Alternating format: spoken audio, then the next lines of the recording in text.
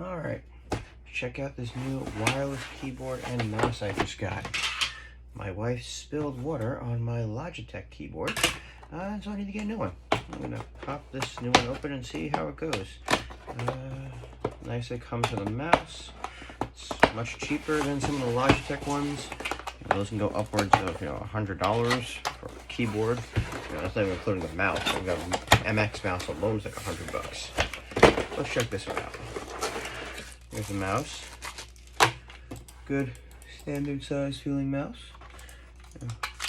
Put your battery in there. It's got the USB dongle to plug in. Fits my average sized hand, I'd say. Let's get to the keyboard here. Plastic out of the way. You get a user manual. Keyboard feels pretty standard.